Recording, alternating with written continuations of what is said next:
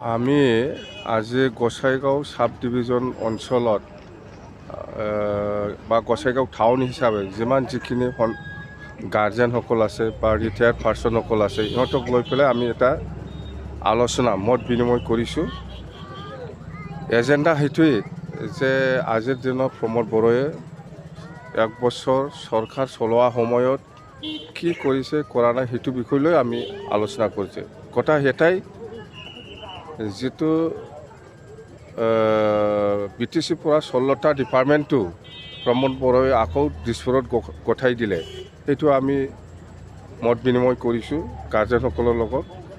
আৰু গাৰ্জেনসকলে চবে আমাৰ BPF দলে যিটো সিদ্ধান্ত লৈ পেলাই কাম কৰি আছে এইটোকে ছাপোৰ্ট কৰিছে। যেনিবা উচ্ছেদ অভিযান, উচ্ছেদটো কোনেও ভাল পোৱা নাই, কোনো গাৰ্জেনে ভাল পোৱা নাই। 16টা ডিপাৰ্টমেণ্টটো আকৌ দিছপুৰত প্ৰমোদ বড়োৱে গঠাই দিছে, সেইটো ভাল পোৱা নাই। আৰু জেনেৰেল মানুহসকলৰ যিটো লেণ্ড বেচা কিনা সেইটো পাৰ্মিশ্যন বন্ধ কৰি দিছে, সেইটো ভাল পোৱা নাই। আৰু ঠিক তেনেকুৱা আমাৰ এছেম্বলিত আমাৰ MCL সকলে সুধিছিল যে গাঁও কৰ্তন কৰিব বিচাৰিছে, এইটো কিমান দূৰলৈকে আগবাঢ়িছে বা কি কৰিব বিচাৰিছে। প্ৰমোদ বড়োৱে কৈছে যে গাঁও কৰ্তন হ'ব। এছেম্বলিত এনচাৰটো গাঁও কৰ্তন কৰিব বিচাৰিছে আৰু কৰিব বুলি কৈছে। আৰু সি কি কৈছে এটা কথা, গাঁও কৰ্তনৰ কথাটো আমি খোলা মেলাকৈ এছেম্বলিত আলোচনা কৰিব নোৱাৰে, আপোনালোকে আহক আমাৰ লগত আলোচনা কৰিম।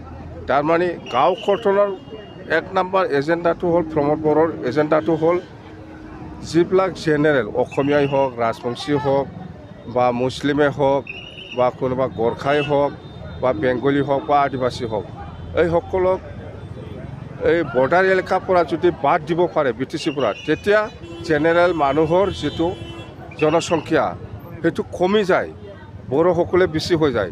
তেতিয়াহে প্ৰমোদ বড়োৱে এই বেংগলীৰ ওপৰত বা এই মুছলিমৰ ওপৰত ডমিনেট কৰি পেলাই খাব পাৰিব। ইয়াৰ কাৰণে সেই গাঁও কৰ্তন কৰিব বিচাৰিছে, বেলেগ একো নাই। আজি ইয়াত গোসাইগাঁও সাব ডিভিজনৰ লোকেলি কিছুমান সমস্যাৰ কথা আগবাঢ়িছে, আমি বিৰোধী হিচাপে এইবিলাক প্ৰশ্নত আনিম। যেতিয়া এছেম্বলি হ'ব সেইবিলাক আমি প্ৰশ্নত আনিম। যেনিবা সেই শ্মশান ঘাটৰ কথা সেইটো সাৱধান হৈ পেলাই আছে, এইটো নতুন চৰকাৰে কি প্ৰচেছ লৈছে, বা ডাম্পিং গ্ৰাউণ্ড খুব বেয়া পজিশ্যনত আছে, সেইবিলাক নতুন চৰকাৰে কি প্ৰচেছ লৈছে বড়োৱে কৰি আছে আৰু সি কৰি থাকিব। উচ্ছেদৰ কথা কওক, টাউনত থকা হওক, ভিলেজত থকা হওক বা ফৰেষ্টত থকা হওক, উচ্ছেদৰ কথা আমি কেতিয়াও ছাপোৰ্ট কৰিব নোৱাৰোঁ। উচ্ছেদৰ বিৰুদ্ধে আপোনালোকে কিবা নাই, আমি আন্দোলন কৰিমেই। মুঠতে প্ৰমোদ বড়োৱে আজি যিখিনি কাম কৰি আছে আমি কেতিয়াও ছাপোৰ্ট কৰিব নোৱাৰে। প্ৰমোদ বড়োৰ গাঁও কৰ্তনৰ আচল উদ্দেশ্যটো সেইটোৱে যে জেনেৰেল মানুহে মাইনৰিটি হওক BTC। নাই, আমি BPF হিচাপে প্ৰটেষ্ট কৰি আছোঁ, কৈ আছোঁ যে আমি মাটি কিনা বেচাৰ ক্ষেত্ৰত জেনেৰেল মানুহৰ যিটো পাৰ্মিশ্যনটো বন্ধ কৰি থৈছোঁ সেইটো খুলি দিব লাগে। অহাকালি যদি কোনোবা পায় সেইটো ক'ব নোৱাৰে মই, কিন্তু আজিলৈকে টোটেলি ষ্টপ জেনেৰেল মানুহৰ মাটি কিনা বেচাৰ যিটো পাৰ্মিশ্যন। মানে এইটো গাঁও কৰ্তনৰ কথা আমি সুধিছিলোঁ, আপোনালোকে কি কয়। গাঁও কৰ্তনৰ কথা কেতিয়াও ছাপোৰ্ট কৰিব নোৱাৰে। এই অঞ্চলত যিমান যিখিনি গাৰ্জেন আছে ইহঁতৰ পৰা আমি ছাপোৰ্ট পাইছোঁ মুঠতে, যে গাৰ্জেনসকলেও সেই কথাবিলাক ভাল পোৱা নাই, বা ভাল পোৱা নাই মানে ভাল লগা নাই।